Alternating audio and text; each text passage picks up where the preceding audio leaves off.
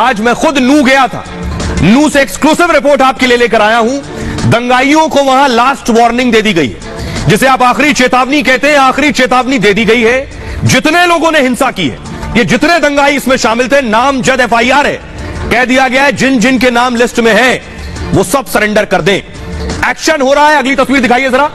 ये आप देख रहे हैं, ये पत्थरबाजी की तस्वीर जो आप देख रहे हैं, ये जो पत्थर जिस इमारत से चल रहे हैं, इस इमारत की आज बारी थी बुलडोजर चलने की। इसके लिए किसी सबूत की जरूरत थी नहीं कि इस इमारत से पत्थरबाजी हुई या नहीं। इस इमारत से ऊपर देख रहे हैं, गिनिए जरा आप, 8 से 10 लड़के जो पत्थर चला रहे हैं शोभा यात्रा पर, जो नीचे से लोग निकल रहे थे उनके ऊपर, इसलिए आज ये इमारत गिरा दी गई। अगली तस्वीर दिखाई। ये देख रहे हैं, इस इमारत पर बुलडोजर चल गया, पूरी इमारत धराशायी हो गई। यही छत से पत्थर चल रहे थे, आपने देखे अभी। आज इस इमारत को गिरा दिया गया। फुल स्क्रीन लीजिए जरा तस्वीर। इसी इमारत से पत्थर चल रहे थे 31 तारीख को। आज बुलडोजर लगाकर यह इमारत जमींदोज कर दी गई है। आज खुद मैं वहां मौजूद था जिस वक्त यह इमारत गिराई गई। एक्सक्लूसिव रिपोर्ट देखिए जरा वहां से।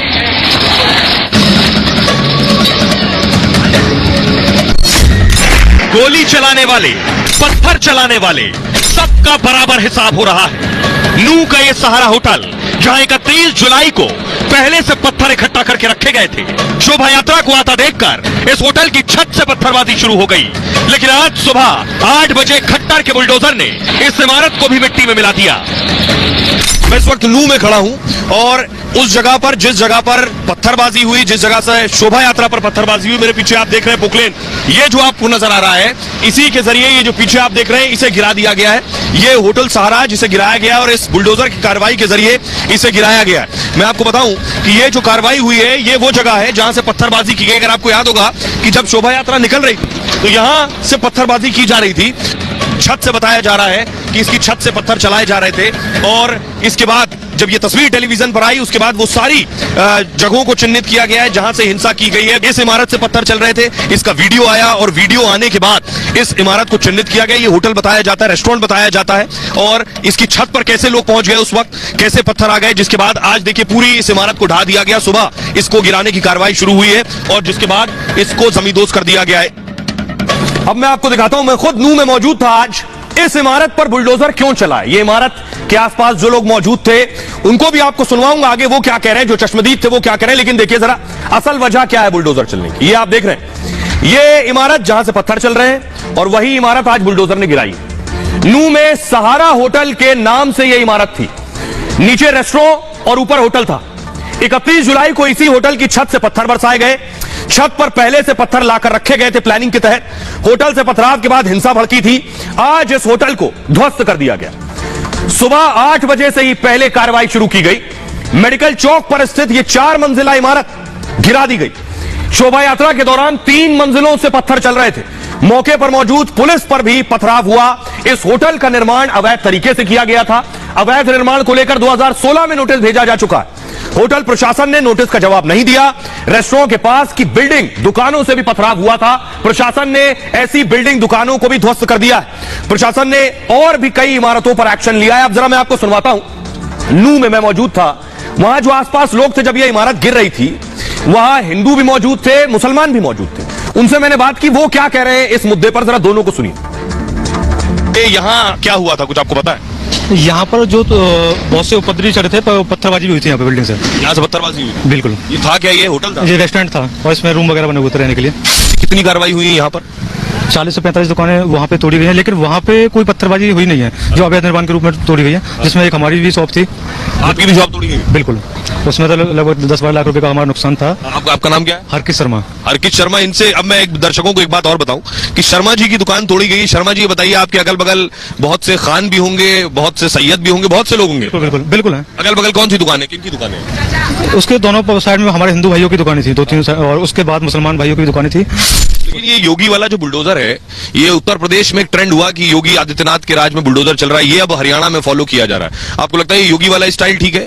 बिल्कुल बिल्कुल, होना भी चाहिए। जब तक उपद्रवियों के खिलाफ सख्त से सख्त कार्रवाई नहीं होगी तब तक वो बाज नहीं आएंगे अपने। जैसे जिसने गुनाह करा उस तो आगे आना ही आना, उसकी कोई वो नहीं है कि भाई ये नूह में ऐसा दंगा जो होया है हमने अपनी जिंदगी में कभी नहीं देखा। कार्रवाई होनी भी चाहिए, क्योंकि एक मैसेज जब ही जाएगा, वरना लोगों को ये लगेगा कि वो कुछ भी करके चले जाए, तो उनको ये लगेगा कि कुछ होगा ही नहीं।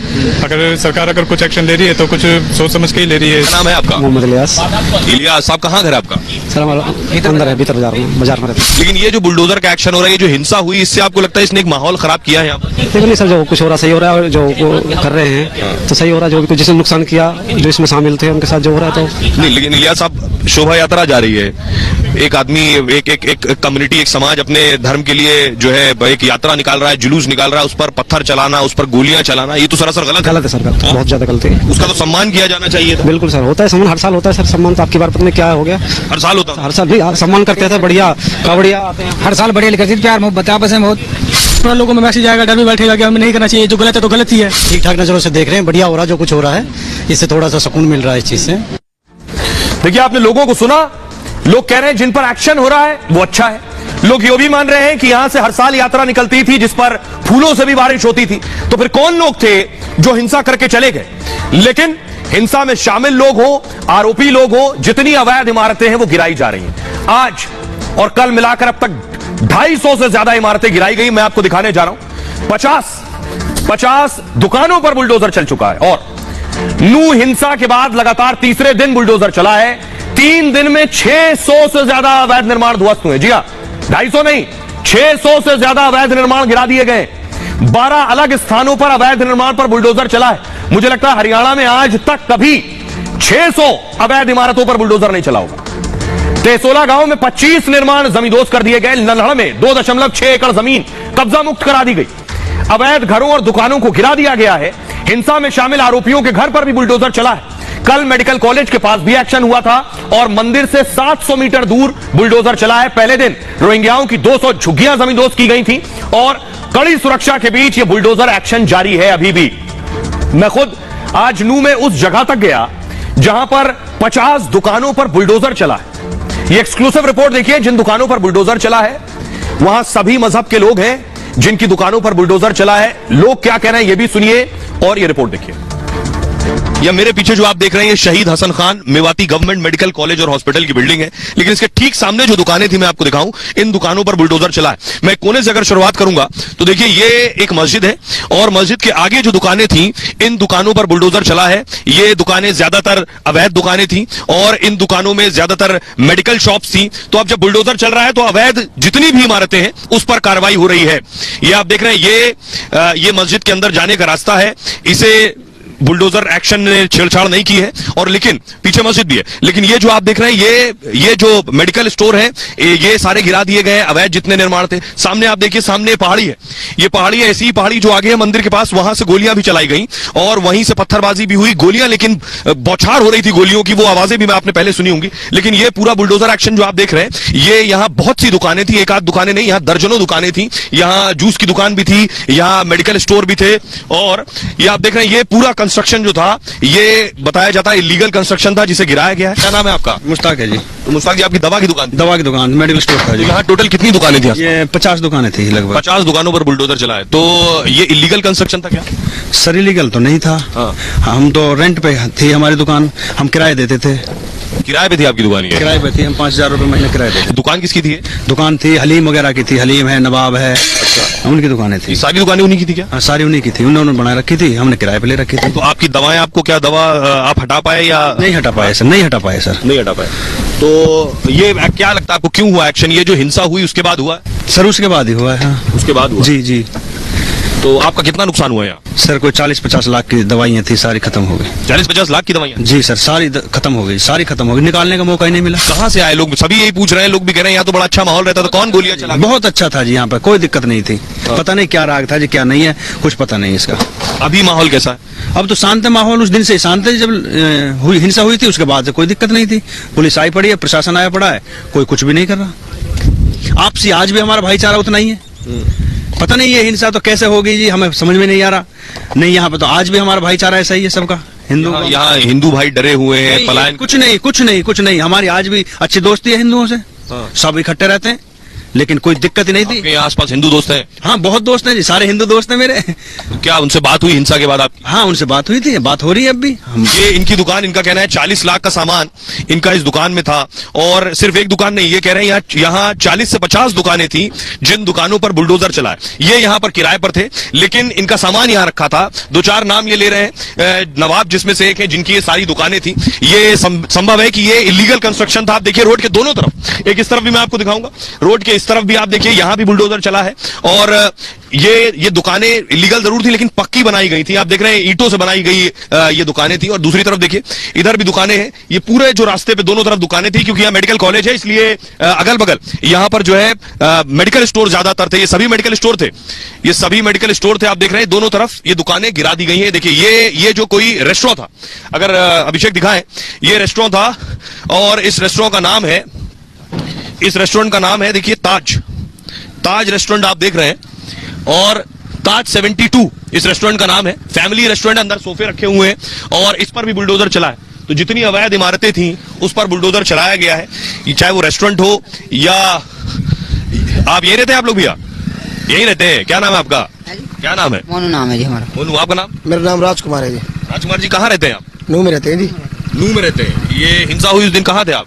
हम जी घर पे थे अपने जी। घर पे थे? हाँ जी। तो ये अचानक कैसे हो गई हिंसा? अब जी क्या पता जी कैसे हो गई जी, हो गई जी। हाँ? हो गई जी। चल हाँ? अब किसी को पता होगी वैसी बात की होती जी। अभी माहौल कैसा है यहाँ का? अब तो शांत है जी माहौल। आप लोगों में कोई डर, घबराहट, दहशत? कोई नहीं है, तो खुले डोल रहे हैं जी। घबराहट तो खत्म नहीं होगी जी, वो तो चलती रहेगी, वो तो सिस्टम बना पड़ा। डर किस चीज की घबराहट आपको? डर? बस यही है कि अब आगे भी हो सकता है भाईचारा ऐसा। बिगाड़ के लोग, जो गंदे लोग थे भाईचारा बिगाड़ के जी। हाँ, और हमारे शहर के जो बेचारे मेरे भाई थे, सब डरे पड़े, हम डरे पड़े बेचारे। जो गंदे आदमी थे बिगाड़े। जो गंदे आदमी आए थे उन्होंने करा है। ये जो बुलडोजर एक्शन हो रहा है योगी स्टाइल वाला, ये ठीक है जी, बढ़िया। अनिल विज जी का नाम हो रहा है जी। अनिल विज जी वाला हो रहा है? हाँ जी। ये यूपी से शुरू हुआ, यहाँ जो चल रहा है इससे फर्क पड़ेगा आपको लगता है? बहुत पड़ेगा जी। पड़ेगा जी। देखिए, ये Bharadwaj restaurant and fast food है, ये मैं इसलिए आपको दिखा रहा हूं। अमूमन बुलडोजर एक्शन जब होता है तो कहा जाता है कि एक तरफा कार्रवाई हो रही है, चुन चुनकर एक कम्युनिटी को ही टारगेट किया जा रहा है। ये देखिए, ये भारद्वाज जी का रेस्टोरेंट एंड फास्ट फूड था। उधर आप सुन रहे थे एक और मुस्लिम परिवार जिसका जो है वो शॉप थी जो तोड़ी गई है। तो एक्शन जब बुलडोजर चलता है तो फिर वो नाम, पता, जात, धर्म देखकर नहीं चलता। अगर इलीगल कंस्ट्रक्शन है तो भारद्वाज जी की दुकान भी तोड़ी गई है, और भारद्वाज जी के बगल में अगर खान साहब की दुकान है तो वो भी तोड़ी गई है। अब एक बुनियादी सवाल यह है कि जो इन्होंने पत्थर चलाया उनके यहां बुलडोजर चल रहे हैं, लेकिन गोली चलाने वाले कहां गए? जो पहाड़ी पर चढ़कर गोलियां चला रहे थे। तो आज हम उस पहाड़ी पर भी गए और एक्सक्लूसिव रिपोर्ट आपके लिए लेकर आए। ये देख रहे हैं, ये जो ऊपर आपको नजर आ रहे हैं ऑफिसर हैं, ये फॉरेंसिक टीम के ऑफिसर हैं। एफएसएल टीम पहाड़ी पर गई थी। पहाड़ी पर जाने के बाद ढूंढने गई थी, क्योंकि गोली इसी पहाड़ी से चल रही थी। तो सवाल ये, गोली चलाने वाले कहां चले गए? गोली चलाई होगी तो गोलियां गिरी भी होंगी, कुछ हथियार भी हो सकते थे, इसलिए एफएसएल टीम इस पहाड़ी पर थी। और यकीन मानिए, एफएसएल टीम चढ़ी और टीम को हथियार भी मिले। अगली तस्वीर दिखाइए, ये आप देख रहे हैं, ये वो पिस्तौल जो उसी पहाड़ी पर एफएसएल टीम को मिली है। न सिर्फ पिस्तौल, अगली तस्वीर दिखाइए, ये बुलेट आप देख रहे हैं, ये गोली का खोखा जो ऊपर से पहाड़ी से शोभा यात्रा और मंदिर पर गोली चलाई गई और खोखे उसके ऊपर मिले। अब सवाल यह है कि आखिर नू में ये हथियार कहां से आए, कितने हथियार थे, क्या प्लानिंग की गई थी इसके लिए, यह मैं आपको बताने जा रहा हूं, क्योंकि इस पूरी साजिश को बार बार सुनियोजित कहा जा रहा है। तो बाकायदा ये देख रहे हैं, अत्याधुनिक हथियारों का भी इस्तेमाल किया गया। क्या पकड़े गए आरोपियों से पूछताछ में यह बहुत बड़ा खुलासा हुआ कि हिंसा में दंगाइयों ने बहुत आधुनिक हथियारों का इस्तेमाल किया। रिवॉल्वर, पिस्टल, दूसरे हथियारों से फायरिंग हुई। नू में पहले अपराधी कट्टे से फायरिंग करते थे। नू हिंसा के बाद यह सवाल उठ रहा है, अब दंगाइयों के पास आधुनिक हथियार आखिर कहां से आ गए? दंगाइयों के पास यह आधुनिक हथियार किसने पहुंचाए? हथियार बरामद करने के लिए कई आरोपियों को रिमांड में लिया गया है। हथियारों को कहां छिपाया गया, इसको लेकर पूछताछ हो रही है। 31 जुलाई को पहाड़ी से सैकड़ों राउंड फायरिंग हुई थी। 500 से ज्यादा अपराधियों ने ताबड़तोड़ फायरिंग की थी। पहाड़ियों से कई घंटों तक फायरिंग होती रही। पहाड़ी पर पहले से ही बंदूक लेकर उपद्रवी पहुंचे हुए थे। खुफिया तंत्र और स्थानीय पुलिस को इसकी भनक नहीं लगी। वीएचपी नेता सुरेंद्र जैन ने पेट्रोल बम फेंके जाने का दावा किया और पहले से तय प्लान के मुताबिक हिंसा को अंजाम दिया। ये पेट्रोल बम भी तैयार थे। इस तरह के बम पहाड़ी पर भी लोग लेकर बैठे थे। अरावली की पहाड़ी के साथ दूसरे राज्य में हथियार छिपाए गए। राजस्थान के अलवर, पलवल और नोएडा में हथियार छिपाए गए। पुलिस की कई टीमें इन हथियारों को बरामद करने में जुटी हुई है। इस वक्त मैं उस जगह मौजूद था, उस पहाड़ी पर जहां से हथियार बरामद हुए हैं, जिस पहाड़ी से शोभा यात्रा पर, मंदिर पर गोलियां बरसाई जा रही थी। ये एक्सक्लूसिव रिपोर्ट देखिए जरा। और मैं आपको बताऊं, ये एफएसएल की टीम इस वक्त जा रही है। डीएसपी ओम प्रकाश साहब को आप देख रहे हैं, जो इस वक्त अभी पहाड़ी पर है। ये वही पहाड़ी है, मैं दर्शकों को बताऊं, जिस पहाड़ी से गोलियां चल रही थी, जिस पहाड़ी से पेट्रोल बम चल रहे थे। और यहां पूरे इन्वेस्टिगेशन के लिए टीम जा रही। जरा ऊपर जूम इन करके दिखाइए। ये जो आप नीली टी शर्ट में देख रहे हैं, ये डीएसपी क्राइम है, ओम प्रकाश साहब जो इसे लीड कर रहे हैं। ऊपर एफएसएल की टीम है। अगर अभिषेक दिखाइए, ऊपर से गोलियां चल रही थी। दरअसल इन्हीं पहाड़ियों से गोलियां चल रही थी। कौन चला रहा था, किसने चलाया, कहां भाग गया, उसकी तलाश हो रही है। क्या क्या चीजें ऊपर मौजूद हैं, उसके लिए अभी फिलहाल एफएसएल की टीम पहुंची हुई है। ये एक्सक्लूसिव तस्वीरें आप रिपब्लिक भारत पर देख रहे हैं। और एफएसएल की टीम अभी जांच कर रही है कि आखिर कैसे कैसे यहां तक लोग पहुंचे। साथ ही साथ एफएसएल की टीम ये भी पता लगाएगी कि आखिर वो किन हथियारों के साथ आए थे, क्योंकि अगर बुलेट्स ऊपर पड़ी हैं, बुलेट के खोखे अगर रह गए ऊपर, तो उससे पता चलेगा कि आखिर कौन कौन से हथियार थे, कौन कौन से अत्याधुनिक हथियार थे। क्योंकि बहुत से लोग जो चश्मदीद उस वक्त मौजूद थे, वो चश्मदीद ये कह रहे थे कि मोर्टार जैसे आवाजें आ रही थी, इसलिए लोगों में डर बहुत ज्यादा है, खौफ बहुत ज्यादा है। ये आप देखिए, मंदिर बीच में, पूरी पहाड़ी से घिरा हुआ मंदिर है। एक पूरा कैमरा पैन कीजिए, उस चोटी से देखिए। ये जो आप देख रहे हैं, ये पूरी पहाड़ी है। चारों तरफ कैमरा जल्दी से पूरा घुमाइए, चारों तरफ देखिए पहाड़ी है, और पहाड़ी के बीच में अगर आप देखिए मंदिर है। और ये एफएसएल की टीम को शब्द संभव है कुछ मिला है। देखिए फोटोग्राफी भी हो रही है। जरा जूम इन करके अभिषेक दिखाइए। जो भी चीज है उसे एहतियात के तौर पर उठाया जाएगा, एक पैकेट में रखा जाएगा। उसके अलावा जो भी चीज वहां मौजूद है, इसकी फोटोग्राफी होगी। ऑफिसर के हाथ में एक बुलेट का खोखा आप देख रहे हैं, ये खोखा मिला है। ये इससे पता चलेगा कि आखिर ये आप देख रहे हैं, ये बुलेट का खोखा, एक्सक्लूसिव रिपब्लिक भारत पर आप देख रहे हैं, ये बुलेट का खोखा मिला है। इससे साबित होता है कि यहां जब बुलेट चली, यहां से जो गोलियां चली, ये सीधे नीचे फायर की गई और खोखे ऊपर ही पड़े हैं। तो इसलिए आई एफएसएल की टीम कि यहां ये सारी चीजों की जांच की जा सके, ये सारी चीजें बरामद की जा सके। ये देख रहे हैं, यहां भी एफएसएल की टीम को कुछ मिला है। और ऊपर भी देखिए तफ्तीश हो रही है, यहीं से फायरिंग हो रही थी एक्चुअली। तो फायरिंग में जो चीजें मिल रही हैं वो आप देख पा रहे हैं। और ये आप देख रहे हैं, ये आप देख रहे हैं, ये आप देख रहे हैं रिपब्लिक भारत पर एक्सक्लूसिव। ये बंदूक मिली है जिसे एफएसएल की टीम ने फोटोग्राफी की है। और देख रहे हैं, बंदूक के साथ साथ 2 बुलेट भी रखे हैं जिससे फायर किया गया है। ये बुलेट ये पहाड़ी से मिली है। एक्सक्लूसिव तस्वीर आप देख रहे हैं रिपब्लिक भारत पर, दूसरे और किसी चैनल पे नहीं। अब तक की पहली तस्वीर आप देख रहे हैं कि पिस्टल की तस्वीर मिली है, यहां से फायरिंग की गई इस पिस्टल से। ये देखिए, पिस्टल काली पॉलिथीन में रखी गई है पूरे फोटोग्राफी के साथ, की जो पिस्टल मिली है यहां से। और इनको इन सारे एफएसएल की टीम इन सारी चीजों को सबूत के तौर पर अपने पास रख रही है। इसके बाद इन्हें जांच के लिए भेजा जाएगा। और ऊपर भी देखिए एफएसएल की टीम है, जो उन्हें मिल रहा है उसे वो रख रहे हैं। ये सबूत के तौर पर बहुत इंपॉर्टेंट है कि यहीं से गोलियां चल रही थी। अभिषेक दिखाइए, ये जो आप देख रहे हैं, ये मंदिर है, यहीं गोली चल रही थी। और आगे अगर जूम इन करिए कि एफएसएल की टीम को बंदूक मिल गई है। ये अब तक की सबसे बड़ी ब्रेकिंग न्यूज है कि एफएसएल की टीम को बंदूक मिल गई। सर अगर कुछ बताने की स्थिति में हो कि सर ये क्या है, कि इसको इन्वेस्टिगेशन के लिए आगे भेजा जाएगा, एफएसएल की टीम भेजेगी आगे। अब सवाल यह है कि यहां से बुलेट्स मिल रही हैं, बंदूकें मिल रही हैं यहां पर, तो यहां तैयारी क्या थी? पेट्रोल बम भी यहां मौजूद थे। सोचिए 2500 लोग यहां मौजूद थे शोभा यात्रा के, जो फंसे थे यहां। और उसके बाद ये लोग कहां फरार हो गए, यहां से भाग गए, पहाड़ियों के पीछे चले गए, दूसरी तरफ चले गए, क्योंकि ये पहाड़ी कई 100 किलोमीटर में फैली हुई है, अलवर तक जाती है। और इसके पीछे बताया जाता है राजस्थान है। अब एक एक करके परतें खुल रही हैं। बहुत से चेहरे जो अब तक पर्दे के पीछे थे वो सामने आ रहे हैं, जिन्होंने हत्याएं की और गायब हो गए। ऐसे कई लोगों पर आरोप लग रहे हैं। अब आम आदमी पार्टी के नेता पर आरोप लगे। ये तस्वीर आप देख रहे हैं, ये है प्रदीप शर्मा की तस्वीर। बजरंग दल के नेता थे, इनकी हत्या कर दी गई। प्रदीप शर्मा की हत्या का आरोप आम आदमी पार्टी पर लगा। अगली तस्वीर दिखाई, ये आम आदमी पार्टी के नेता जावेद अहमद हैं। जावेद अहमद पर आरोप लगा है कि इन्होंने प्रदीप की हत्या करवाई और इन्होंने लोगों से कहा, भीड़ को कहा कि मार दो, मैं देख लूंगा। जावेद अपनी सफाई में क्या कह रहे हैं ये भी आपको बताऊंगा, लेकिन किस तरह से बजरंग दल के नेता की हत्या की गई ये आपको बताता हूं। ये बजरंग दल के नेता हैं प्रदीप शर्मा और ये आम आदमी पार्टी के नेता जावेद अहमद। लू हिंसा में बजरंग दल के नेता प्रदीप की हत्या पर एक एक्शन हुआ है। आम आदमी पार्टी नेता जावेद अहमद के खिलाफ एफआईआर दर्ज हुई है। जावेद समेत 150 लोगों पर हत्या का आरोप है। 150 लोग। गुरुग्राम के सोहना में केस दर्ज हुआ है। एफआईआर में पवन का बयान दर्ज किया गया है। पवन जो चश्मदीद है, 31 जुलाई की रात 10:30 बजे लू से सोना जा रहे थे, पवन का कहना है। निरंकारी कॉलेज के पास पहुंचे तो वहां पहले से 150 लोग खड़े थे। उनके हाथ में पत्थर, लोहे की रॉड और पिस्टल थे। उस जगह पर जावेद भी मौजूद था, यह पवन का कहना है। उसके कहने पर, यानी जावेद के कहने पर, उग्र भीड़ ने हम पर हमला कर दिया। कार पर पत्थर मारे जिससे कार बेकाबू हो गई। जावेद ने कहा कि इन्हें मार दो, पवन कह रहा है। जावेद ने कहा इन्हें मार दो। इसके बाद 20 से 25 लोगों ने हमला कर दिया। पवन ने कहा मेरे सामने प्रदीप के सिर पर लोहे की रॉड मारी गई। अस्पताल में इलाज के दौरान प्रदीप की मौत हो गई।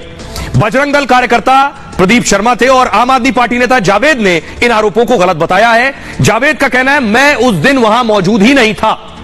सुनिए जरा, अब मैं आपको सुनवाता हूं क्या कुछ कह रहे हैं इस मामले में जिनकी हत्या हुई है, प्रदीप शर्मा, उनके भाई और आम आदमी पार्टी नेता जावेद अहमद। जावेद अहमद नाम का बंदा था जो कि कोई आम आदमी पार्टी में नेता भी है। उसने बोला है कि इन सबको मारो और ये दल पल इधर नहीं आएगा, आज इनको पता चल जाएगा, इनको बिल्कुल खत्म कर दो आप और बाकी सारी चीजें मैं देख लूंगा। तो वो जो बंदे थे उनको चोटें आई हैं, वो लेकिन निकल के उनके चंगुल से निकल के भाग गए हैं बच के।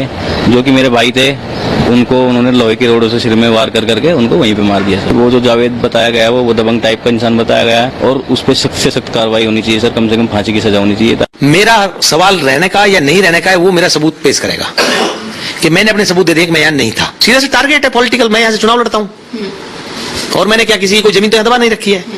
सिर्फ अगर इस समुदाय में से टारगेट किया जाएगा तो मुझे किया जाएगा, मैं यहाँ से चुनाव लड़ता हूँ और तो यहाँ से चुनाव लड़ता नहीं मेरे समुदाय से। मैं अपने प्रशासन से उम्मीद करता हूँ कि मेरे पास प्रूफ है और इसकी इंक्वायरी करी जाए और अच्छे ढंग से इसकी इंक्वायरी करी जाए, दोषी को सजा मिले, जो असली दोषी होना चाहिए। हमें प्रदीप के साथ खड़े हैं, बेशक उन्होंने मेरा नाम लिख दिया, तो अगर हमारे परिवार में से कोई मरता हो सकता है, हमसे भी ये गलती हो जाती नाम लिखवाने की। नाम लिखवाना कोई गुनाह नहीं है, लेकिन इंक्वायरी सही हो जाए वो एक होना चाहिए। मेन पॉइंट ये है और प्रदीप को इंसाफ मिलना चाहिए। मुझे प्रदीप का बहुत बेहद दुख है इस बात का। तो पुलिस की कोशिश यह है कि हिंसा में शामिल हर शख्स को शिकंजे में लाया जाए। अब तक जितने लोग गिरफ्तार हुए उन सबको जेल भेजा गया है, कई लोग रिमांड पर हैं, लेकिन अभी बहुत से लोग फरार हैं और बहुत से वो लोग फरार हैं जिनका एफआईआर में नाम है, यानी नामजद एफआईआर जिनके नाम है, उन्हें आज पुलिस ने लास्ट वार्निंग दे दी है। ये आप देख रहे हैं, ये वो लोग हैं जिन्हें अरेस्ट किया गया है जो फिलहाल शिकंजे में। तो नू हिंसा में अब तक 216 आरोपी गिरफ्तार हो चुके हैं, 83 लोगों को पुलिस ने हिरासत में लिया है और अब तक 104 पर एफआईआर दर्ज की गई है, 19 आरोपियों को हिरासत में लिया गया है। हिंसा में अब तक 7 लोगों की मौत हुई है। नू में 8 अगस्त तक फिलहाल इंटरनेट बंद है, अभी भी इंटरनेट बंद है, 8 तारीख तक बंद रहेगा। 22 ड्यूटी मजिस्ट्रेट लगा दिए गए हैं नू में। आम लोगों के लिए इन ड्यूटी मजिस्ट्रेट के नंबर जारी कर दिए गए हैं। अलग अलग इलाकों की जिम्मेदारी इन्हें दे दी गई है, शांति व्यवस्था बहाल करने की जिम्मेदारी इनके ऊपर है। सुबह 9 बजे से दोपहर 12 बजे तक कर्फ्यू में ढील दी गई है, कल 4 घंटे तक कर्फ्यू में ढील दी जाएगी। बैंक और एटीएम भी खुले रहेंगे, सुबह 10 बजे से 3 बजे तक बैंक खुलेंगे। सुनिए क्या कुछ कह रहे हैं नू एसपी और डीसीपी। आखिरी चेतावनी उन सबको दे दी गई है जो फरार है, सुनिए। जो आपको पता है दोषी को, आपको सरपंचों को अच्छे से पता है, दोषियों को अच्छे से पता है, कान पकड़ के ले आओ, वरना मैं लाऊंगा तो अपने तरीके से लाऊंगा और लाना मुझे आता है। पहेलियां बुझाने का काम मैं नहीं करता। जिम्मेदार लोग बैठे हो, उनको सबको पता है कौन से गांव के लड़के थे। कान पकड़ के ले आओ, मैं लाऊंगा अपनी मर्जी से, एक को भी नहीं छोड़ने वाला। फोटो वीडियो सबके मेरे पास है, चाहे ये रेड चलनी पड़ जाए और मुझे मेवात का इस पे आगे और सालों तक रहना पड़ जाए, लेकिन केस मैं देख रहा हूं तो पुराने केसों की तरह ही इस केस को भी अंजाम में पहुंचाऊंगा। देखिए करंट सिचुएशन ये पीस है लोगों के बीच में, जो कॉन्फिडेंस बिल्डिंग मेजर्स हमने एक चालू कर रखे हैं। दोनों कम्युनिटी को हमने साथ में बुला के उनसे बात की है और उनकी तरफ से यही है कि हमारा जो कर्फ्यू है थोड़ा सा रिलैक्स कर दिया जाए। अब कुछ ऐसे चेहरे हैं जो फरार है, अब तक सामने नहीं आए, क्योंकि हमला नू से 3 किलोमीटर दूर 2 थाने छोड़कर तीसरे थाने पर क्यों हुआ। ये तस्वीर आप देख रहे हैं, ये थाने की तस्वीर मैं आपको दिखा रहा हूं। थाने में बस घुसा दी गई, ये वो तस्वीर आप देख रहे हैं। आखिर थाने पर हमला क्यों हुआ, अगली तस्वीर दिखाइए जरा। ये साइबर थाने की तस्वीर आप देख रहे हैं। थाने की दीवार तोड़कर अंदर घुसे, क्यों घुसे थाने में, किस मंशा से घुसे, ये सारे चेहरों की तलाश हो रही है। थाने में घुसने वाला कोई चेहरा बख्शा नहीं जाएगा। अब कोशिश ये है कि थाने में आखिर क्यों घुसे थे। ये देख रहे हैं, थाने के अंदर घुसकर हिंसा की गई। पुलिस स्टेशन साइबर क्राइम नू साइबर अपराधियों का गढ़ बन गया है। ये अपराधी देश भर में दरअसल ठगी अंजाम देते हैं। ये जो थाने में तोड़फोड़ हुई है इसका ताल्लुक कुछ और ही है। लगेगा सामान्य हिंसा का शिकार ये थाना हो गया, लेकिन इसका ताल्लुक, क्योंकि ये साइबर क्राइम थाना था, आम थाना नहीं था। साइबर क्राइम पर पुलिस ने एक्शन लिया है और अप्रैल के महीने में एक बड़ी छापेमारी हुई थी। छापेमारी में 100 करोड़ की ठगी का खुलासा हुआ, 100 करोड़ की ठगी। कार्रवाई के दौरान पुलिस ने तमाम सबूत जुटाए। साइबर थाने ही ऐसे मामलों पर कार्रवाई करते हैं और ऐसे में नू के साइबर थाने में रिकॉर्ड मौजूद है। इसके अंदर रिकॉर्ड रहे होंगे बहुत से। दावा यह है कि कोशिश ये थी, यही रिकॉर्ड मिटाने के लिए हमला किया गया। हिंसा की आड़ में सबूत नष्ट करने की कोशिश हुई है। ठगी के दस्तावेज थाने से साफ करने की साजिश थी। पुलिस ने इस मामले पर पानी फेर दिया है। आज खुद जब मैं नू पहुंचा तो इस थाने में भी गया। इस थाने के बारे में आपको बताऊं कि हिंसा जिस चौराहे से हुई वहां से लगभग 3-3.5 किलोमीटर दूर यह थाना था। बीच में 2 और थाने पड़ते हैं, उन थानों में कुछ नहीं हुआ। तीसरे थाने में 3 किलोमीटर दूर ये उपद्रवी पहुंचे थे, दंगाई पहुंचे थे। जरा ये एक्सक्लूसिव रिपोर्ट वहां से देखिए। मैं इस वक्त मौजूद हूं नूह के साइबर क्राइम थाने में और ये जो आप गाड़ी देख रहे हैं ये जलाकर खाक कर दी गई है। पूरी गाड़ी जो आकर उपद्रव कर रहे थे, जो दंगाई थे, उन्होंने इस पूरी पुलिस की गाड़ी को जलाकर खाक कर दिया है। ये सिर्फ एक गाड़ी नहीं है, इस तरह की यहां 4 गाड़ियां खड़ी है। मैं आपको दिखाऊं, एक गाड़ी ये खड़ी है, दूसरी गाड़ी ये है, पूरी तरह से इसे भी जलाकर खाक कर दिया गया है दंगाइयों ने। सोचिए उत्पाती जो है, और ये तीसरी गाड़ी है जिसे फूंक डाला इन दंगाइयों ने। ये आप देख रहे हैं पुलिस स्टेशन साइबर क्राइम नूह। कोशिश ये थी, खबर ये है कि क्या ये लोग अंदर घुसे, अंदर घुसने के बाद क्या साइबर क्राइम से जुड़े हुए कोई दस्तावेज उठाकर ले गए, ये भी टारगेट पर था क्या। एक और तस्वीर मैं आपको दिखाऊंगा, ये देखिए, ये चौथी गाड़ी है जिसे जला दिया गया। दंगाइयों की तरफ से इन गाड़ियों पर हमला किया गया, थाना टारगेट था इनके, थाने तक आए ये लोग पहुंचकर। और उसके बाद अगर देखिए दूसरी तस्वीर में दिखाऊं, ये आप देख रहे हैं, ये यहां पर आकर इन्होंने बस से जो टक्कर मारी, ये देखिए, ये पिलर पीछे को झुक गया, ये पूरी दीवार झुक गई है। अब मैं आगे दिखाऊंगा थाने में घुसे कैसे, वो जरा देखिए।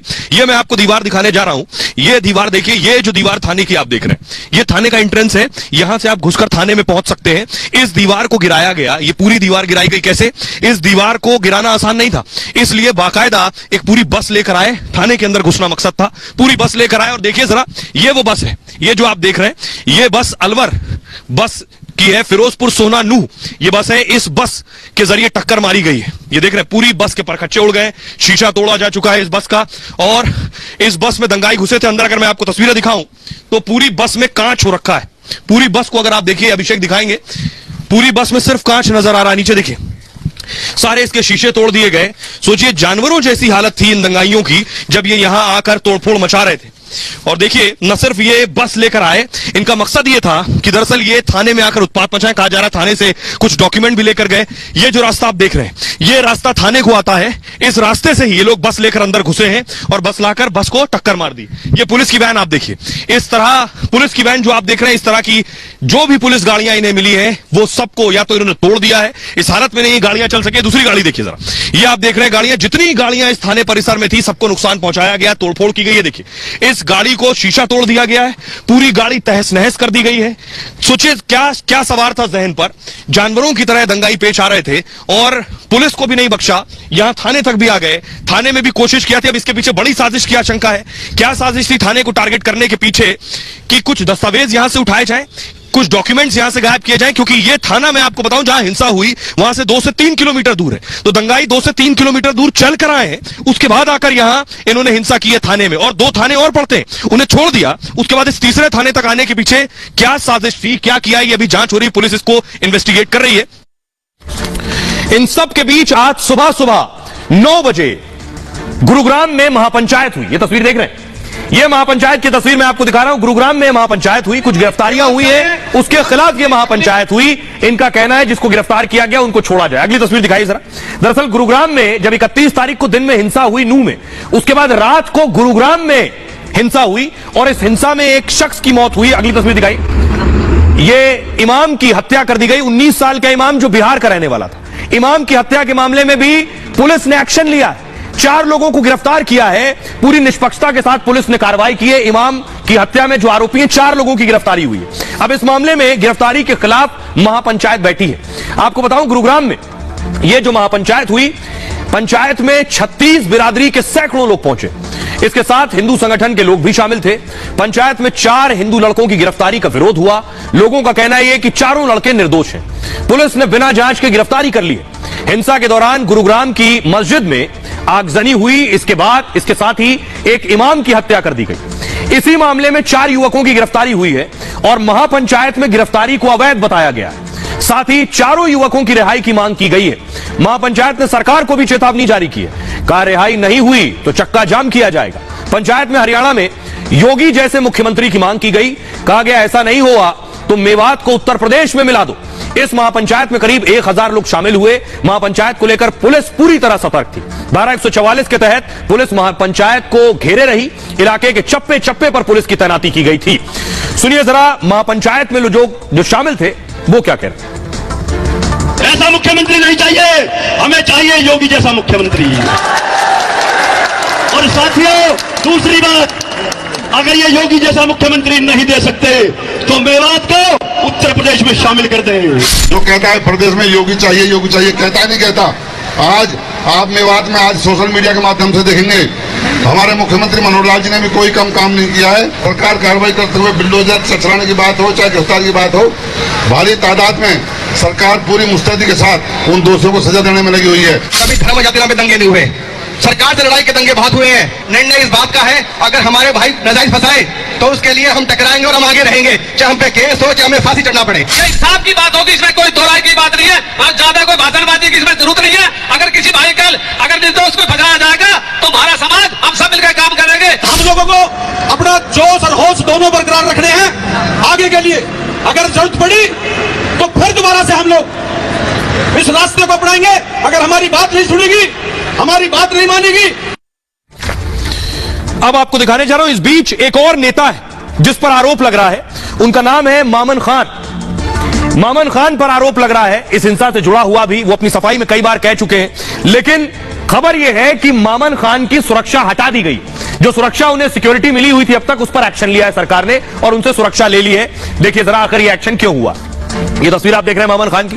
नूह में हिंसा के बाद मामन पर एक्शन हुआ है। फिरोजपुर झिरका से मामन कांग्रेस के एमएलए। मामन ने मोनू मानेसर को लेकर विवादित बयान दिया था विधानसभा में। कहा था अगर मोनू मानेसर मेवात आया, पहले कहा था बयान में, तो मोनू मानेसर को प्याज की तरह फोड़ देंगे। मामन का वीडियो लगातार वायरल हो रहा है। मामन का नाम नूह हिंसा से भी जोड़ा जा रहा है। कहा जा रहा है मामन ने हिंसा के लिए उकसाया। हरियाणा सरकार ने मामन की सुरक्षा वापस ले ली है। 3 अगस्त को खट्टर सरकार ने आदेश जारी किया था, सुरक्षा हटा दी गई तो कांग्रेस एमएलए की जान का खतरा बताया था। मामन खान का कहना है जान से मारने की मुझे धमकी मिल रही है। हरियाणा के डीजीपी सीआईडी चीफ को मामन ने चिट्ठी लिखी है। वो बयान मैं आपको सुनाने जा रहा हूं मामन का, जो उन्होंने विधानसभा में दिया था। विधायक है कांग्रेस के। उस बयान को विवादित कहा जा रहा है जिसमें उन्होंने मोनू मानेसर को चेतावनी दी थी। सुनिए जरा।